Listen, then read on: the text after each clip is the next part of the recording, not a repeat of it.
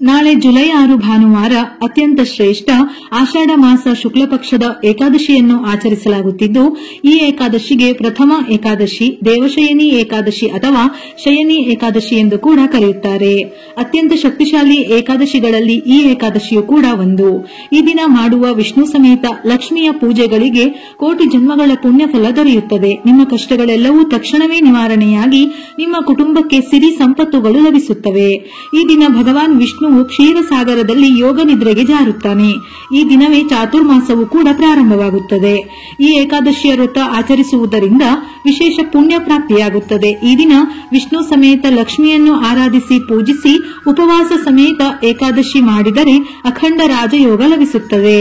ಏಕಾದಶಿ ತಿಥಿ ಸಮಯವು ಜುಲೈ 5ನೇ ತಾರೀಕು ಸಂಜೆ 6:58 ಪ್ರಾರಂಭವಾಗಿ ಜುಲೈ 6ನೇ ತಾರೀಕು ರಾತ್ರಿ 9:14 ಮುಕ್ತಾಯವಾಗುತ್ತದೆ. ದೇವಶಯನಿ ಏಕಾದಶಿಯ ಮಹತ್ವವನ್ನು ಪುರಾಣಗಳಲ್ಲಿಯೂ ವಿಶೇಷವಾಗಿ ಉಲ್ಲೇಖಿಸಲಾಗಿದೆ. ಈ ದಿನದಿಂದ ವಿಷ್ಣುವು ವಿಶ್ರಾಂತಿಯನ್ನು ಪಡೆದುಕೊಳ್ಳುವುದಕ್ಕಾಗಿ ದೀರ್ಘ ನಿದ್ರೆಗೆ ಜಾರುತ್ತಾನೆ. ಇಡೀ ಸೃಷ್ಟಿಯ ಉಸ್ತುವಾರಿಯನ್ನು ಶಿವನಿಗೆ ಹಸ್ತಾಂತರಿಸುತ್ತಾನೆ. ಈ ಕಾರಣಕ್ಕಾಗಿ ಚಾತುರ್ಮಾಸದ ಸಮಯದಲ್ಲಿ ಶಿವನ ಪೂಜೆಗೆ ವಿಶೇಷ ಪ್ರಾಮುಖ್ಯತೆ ಇದೆ. ಈ ಅವಧಿಯಲ್ಲಿ ತಪಸ್ಸು, ಯೋಗ, ಮಂತ್ರ ಪಠಣ ಮತ್ತು ಧಾರ್ಮಿಕ ಆಚರಣೆಗಳಿಗೆ ದುಪ್ಪಟ್ಟು ಪುಣ್ಯ ಫಲಿತಾಂಶಗಳನ್ನು ನೀಡುತ್ತವೆ. ಏಕಾದಶಿಯ ದಿನ ವಿಷ್ಣುವಿನ ಪ್ರತಿರೂಪವಾದ ವೆಂಕಟೇಶ್ವರ ಸ್ವಾಮಿಯನ್ನು ಪೂಜಿಸಿದರೆ ಸಂಪತ್ತು ವೃದ್ಧಿಯಾಗಿ ಮನೆಯಲ್ಲಿರುವ ಕಷ್ಟವೆಲ್ಲ ದೂರವಾಗುತ್ತದೆ. ಪದ್ಮಪುರಾಣದ ಪ್ರಕಾರ ದೇವಶಯನಿ ಏಕಾದಶಿಯ ದಿನದಂದು ಕಮಲದ ಹೂವುಗಳಿಂದ ವಿಷ್ಣುವನ್ನು ಪೂಜಿಸಿದರೆ 3 ಲೋಕಗಳ ದೇವತೆಗಳನ್ನು ಪೂಜಿಸಿದಷ್ಟೇ ಫಲಗಳು ಲಭಿಸುತ್ತದೆ. ಈ ದಿನದಂದು ಜಾಗರಣೆ ಮಾಡಿದವರಿಗೆ ಸಾವಿರಾರು ವರ್ಷ ತಪಸ್ಸು ಮಾಡಿದರೂ ಸಿಗದ ಫಲ ದೊರೆಯುತ್ತದೆ. ಈ ವ್ರತವನ್ನು ಆಚರಿಸುವುದರಿಂದ ವ್ಯಕ್ತಿಯ ಜನ್ಮದ ಪಾಪಗಳು ದೂರಾಗುತ್ತದೆ. ಜನನ ಮತ್ತು ಮರಣದ ಚಕ್ರದಿಂದ ಒಬ್ಬನು ಮುಕ್ತಿಯನ್ನು ಪಡೆಯುತ್ತಾನೆ. ದಂತಕಥೆಯ ಪ್ರಕಾರ ಬಹಳ ಹಿಂದೆ ಮಾಂಧಾತ ಎಂಬ ರಾಜನಿದ್ದನು. ರಾಜನು ತುಂಬಾ ಒಳ್ಳೆಯವನು ಮತ್ತು ದಯೆ ಉಳ್ಳವನಾಗಿದ್ದನು. ಇದರಿಂದಾಗಿ ಅವನ ಪ್ರಜೆಗಳು ಯಾವಾಗಲೂ ಅವನೊಂದಿಗೆ ಬಹಳ ಸಂತೋಷದಿಂದ ಇರುತ್ತಿದ್ದರು. ಒಮ್ಮೆ ರಾಜ್ಯದಲ್ಲಿ ಬರಗಾಲದಿಂದ 3 ವರ್ಷಗಳ ಕಾಲ ಮಳೆಯೇ ಬರಲಿಲ್ಲ. ಇದರಿಂದ ರಾಜ್ಯದಲ್ಲಿ ಮೊದಲು ಖುಷಿಯಿಂದ ಇದ್ದ ಜನ ನಂತರ ನಿರಾಸೆ, ದುಃಖದಿಂದ ಬದುಕಲು ಆರಂಭಿಸಿದರು. ತನ್ನ ಪ್ರಜೆಗಳ ಈ ಸ್ಥಿತಿಯನ್ನು ನೋಡಿದ ರಾಜನು ಅವರ ದುಃಖಕ್ಕೆ ಪರಿಹಾರವನ್ನು ಹುಡುಕಲು ಕಾಡಿಗೆ ಹೋಗುವುದು ಸೂಕ್ತವೆಂದು ಭಾವಿಸಿ ಕಾಡಿಗೆ ಹೋಗುವಾಗ ರಾಜನು ಅಂಗೀರನ ಋಷಿಯ ಆಶ್ರಮವನ್ನು ತಲುಪಿದನು. ರಾಜನು ತನ್ನ ತೊಂದರೆಗೆ ಕಾರಣವೇನೆಂದು ಋಷಿಯನ್ನು ಕೇಳಿದಾಗ ಋಷಿಯು ಆಷಾಢ ಏಕಾದಶಿಯಂದು ಉಪವಾಸವನ್ನು ಆಚರಿಸುವಂತೆ ರಾಜನಿಗೆ ಸಲಹೆ ನೀಡಿದನು. ಋಷಿಯ ಸಲಹೆಯಂತೆ ರಾಜನು ದೇವಶಯನಿ ಏಕಾದಶಿ ವ್ರತವನ್ನು ಆಚರಿಸಿದನು. ಇದರಿಂದ ರಾಜ್ಯದಲ್ಲಿ ಮಳೆ ಬೆಳೆಯು ಬಂದು ಪ್ರಜೆಗಳು ಸಮೃದ್ಧಿಯ ಜೀವನವನ್ನು ನಡೆಸಲಾರಂಭಿಸಿದರು. ಇದೇ ದೇವಶಯನಿ ಏಕಾದಶಿಯ ವ್ರತದ ಕಥೆ. ನಾಳೆ ತಪ್ಪದೆ ಈ ವ್ರತದ ಕಥೆಯನ್ನು ಓದಿ ಅಥವಾ ಕೇಳಿ ಪುಣ್ಯ ಫಲಗಳು ಪ್ರಾಪ್ತಿಯಾಗುತ್ತದೆ. ಈ ಏಕಾದಶಿ ದಿನದಂದು ಮುಕ್ಕೋಟಿ ದೇವತೆಗಳೆಲ್ಲರೂ ಭೂಮಿಗೆ ಬಂದು ವಿಷ್ಣು ದೇವನನ್ನು ಪೂಜಿಸುತ್ತಾರಂತೆ. ಆದ್ದರಿಂದ ಇಂತಹ ಶಕ್ತಿಶಾಲಿ ಏಕಾದಶಿ ದಿನದಂದು ಯಾರು ವೆಂಕಟೇಶ್ವರ ಸ್ವಾಮಿಯನ್ನು ಪೂಜಿಸುತ್ತಾರೋ ಅಂತಹ ಕುಟುಂಬಗಳಿಗೆ ಅಖಂಡ ರಾಜಯೋಗ ಕೂಡ ಸಿದ್ಧಿಸುತ್ತದೆ. ಈ ಏಕಾದಶಿಯ ದಿನದಂದು ಮನೆ ಒರೆಸುವ ನೀರಿಗೆ ಕಲ್ಲುಪ್ಪನ್ನು ಸೇರಿಸಿ ಒರೆಸಬೇಕು. ಮನೆಯಲ್ಲಿರುವ ನಕಾರಾತ್ಮಕ ಶಕ್ತಿ ಸಂಪೂರ್ಣವಾಗಿ ನಿವಾರಣೆಯಾಗುತ್ತದೆ. ಈ ಏಕಾದಶಿ ದಿನದಂದು ಪ್ರತಿಯೊಬ್ಬರೂ ಕಡ್ಡಾಯವಾಗಿ ತಲೆ ಸ್ನಾನ ಮಾಡಬೇಕು. ಏಕಾದಶಿ ದಿನದಂದು ತಲೆ ಸ್ನಾನ ಮಾಡುವಾಗ ನೀರಿನಲ್ಲಿ 2 ತುಳಸಿ ಎಲೆಗಳನ್ನು ಹಾಕಿಕೊಂಡು ತಲೆ ಸ್ನಾನ ಮಾಡಿದರೆ ನಿಮ್ಮ ಜಾತಕದಲ್ಲಿರುವ ದೋಷಗಳೆಲ್ಲವೂ ನಿವಾರಣೆಯಾಗಿ ವಿಶೇಷ ಪುಣ್ಯ ಫಲ ಲಭಿಸುತ್ತದೆ. ಹಾಗೆಯೇ ಈ ಏಕಾದಶಿ ದಿನದಂದು ಮನೆಯ ಮುಖ್ಯ ಬಾಗಿಲಿಗೆ ಮಾವಿನ ಎಲೆಗಳ ತೋರಣ ಕಟ್ಟಬೇಕು.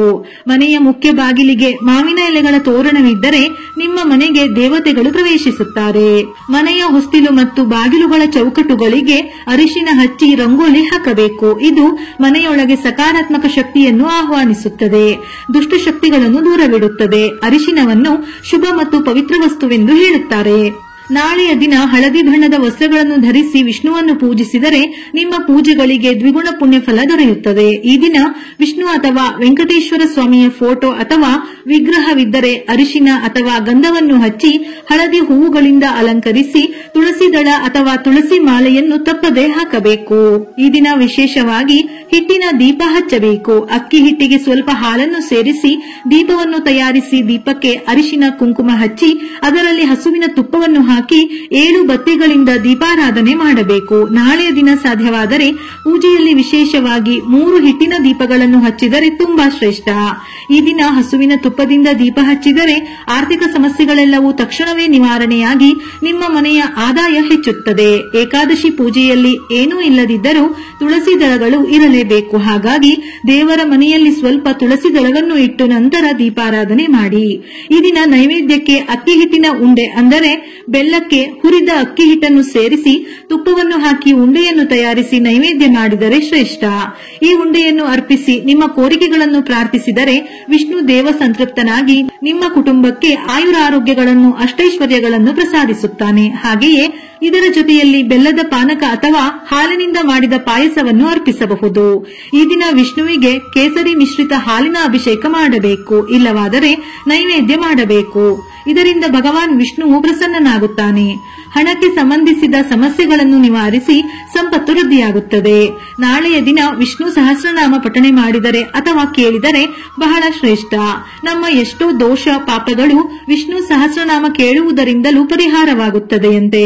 ಇದರ ಜೊತೆಯಲ್ಲಿ ಓಂ ನಮೋ ಭಗವತೆ ವಾಸುದೇವಾಯ ಈ ಮಂತ್ರವನ್ನು ತಪ್ಪದೆ 21 ಬಾರಿಯಾದರೂ ಪಠಿಸಿ.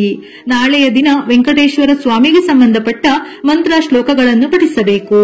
ಕೊನೆಯದಾಗಿ ದೇವರಿಗೆ ಆರತಿ ಬೆಳಗಿ ಸಾಮ್ರಾಣಿ ಧೂಪವನ್ನು ಹಾಕಿ 1 ತೆಂಗಿನಕಾಯಿಯನ್ನು ಒಡೆಯಿರಿ. ವೆಂಕಟೇಶ್ವರ ಸ್ವಾಮಿಗೆ ತೆಂಗಿನಕಾಯಿಯನ್ನು ಸಮರ್ಪಿಸಿದರೆ ಬೇಡಿಕೊಂಡ ಕೋರಿಕೆಗಳೆಲ್ಲವೂ ತಕ್ಷಣವೇ ಈಡೇರುತ್ತದೆ.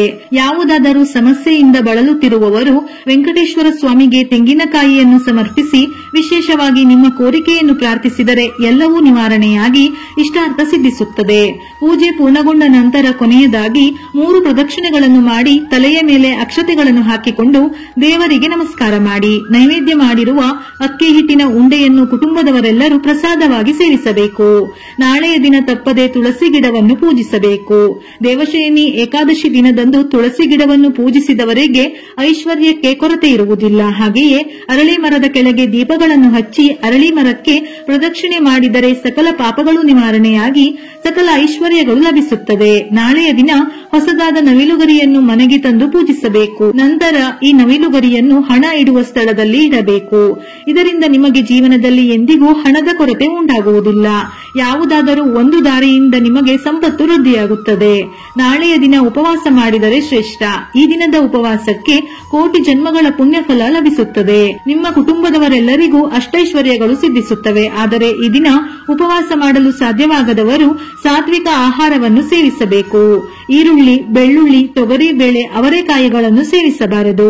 ನಾಳೆ ಸಂಜೆ 6 ಗಂಟೆಯ ನಂತರ ಮನೆಯ ಹೊಸ್ತಿಲು ಮತ್ತು ತುಳಸಿಗೆ ತಪ್ಪದೆ ದೀಪ ಹಚ್ಚಿ ದೀಪಕ್ಕೆ 2 ಲವಂಗವನ್ನು ಸೇರಿಸಿ ದೀಪ ಬೆಳಗಿ. ಲಕ್ಷ್ಮೀ ಕಟಾಕ್ಷ ಲಭಿಸುತ್ತದೆ. ನಿಮ್ಮ ಮನೆಯಲ್ಲಿ ಹಣಕ್ಕೆ ಸಂಬಂಧಿಸಿದ ಯಾವುದೇ ಸಮಸ್ಯೆಗಳಿದ್ದರೂ ನಿವಾರಣೆಯಾಗಿ ಸಂಪಾದನೆಗೆ ಹೊಸ ಮಾರ್ಗಗಳು ಸಿಗುತ್ತವೆ. ವಿಡಿಯೋ ಇಷ್ಟ ಆಗಿದ್ದಲ್ಲಿ ಮರೆಯದೆ ಲೈಕ್ ಕೊಟ್ಟು ನಿಮ್ಮವರಿಗೆ ಶೇರ್ ಮಾಡಿ. ಇದೇ ರೀತಿಯ ಮನಮುಟ್ಟುವ ಉಪಯುಕ್ತ ಮಾಹಿತಿಗಳಿಗಾಗಿ ಮತ್ತೆ ಭೇಟಿಯಾಗೋಣ.